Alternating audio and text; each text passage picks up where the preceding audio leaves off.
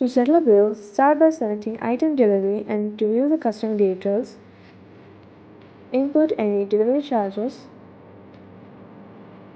any discount,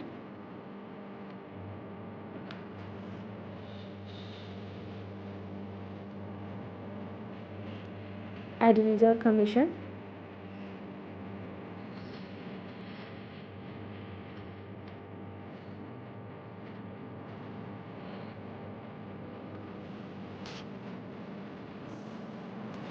if the customer is paying by cash and card, first input the cash, then select card.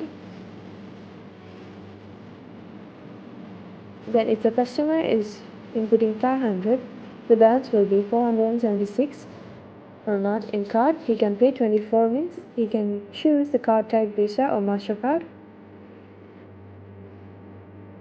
and choose the bill, and you can print how many invoice copies of the bill and save the transaction, and that's how you settle a bill.